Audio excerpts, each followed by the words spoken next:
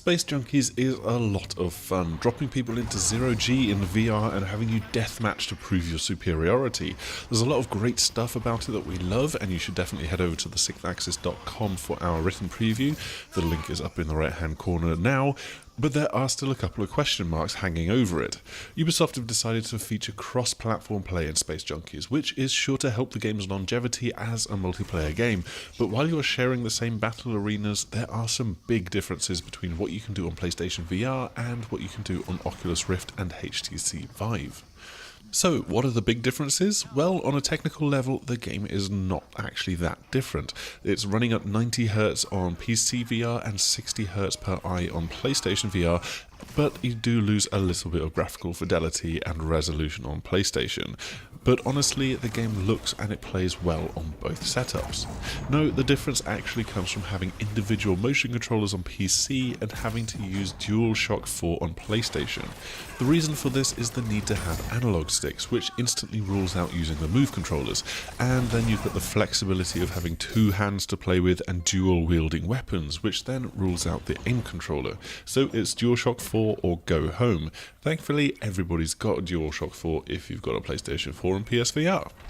The fundamentals are basically the same whatever platform you're playing on though, so you look where you want to go, you push the left analog stick forward, and by default on both systems the right stick is a 45-degree snap. You've only got smooth motion as an option on PC though, because Ubisoft are quite wary that newcomers might drop in, turn that on, and then to basically play it like a first-person shooter on TV. That is not what they want.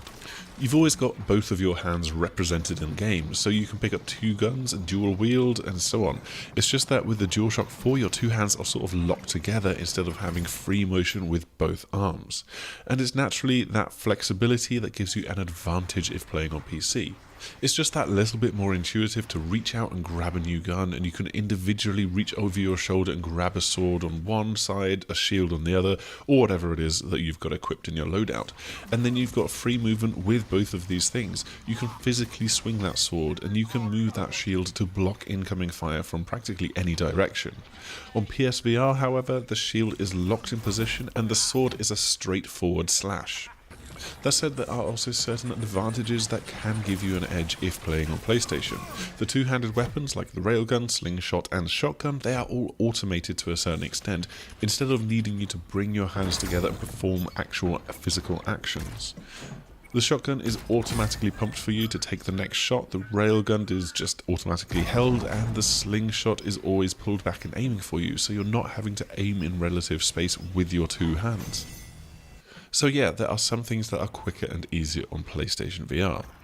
What all of this means is that this is not a completely level playing field, and you will need to be aware of that when picking up the game. Ubisoft Montpellier have been holding tests of VR arcades as well as technical tests over the last few months, so they are aware of this and trying to balance the game around it.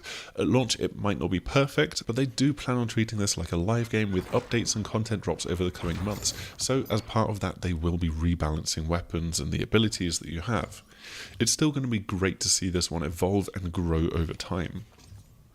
This was just a quick look at that particular point of comparison, and hopefully you found it informative. The game is out next week on the 26th of March for Oculus Rift, HTC Vive and PlayStation VR, but before then you can head over to thesixthaxis.com and catch our hands-on preview. And please do like, subscribe and share this video before you go.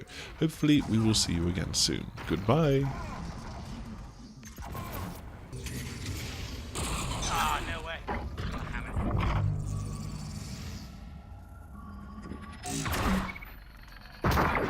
Oh, they're out of ammo.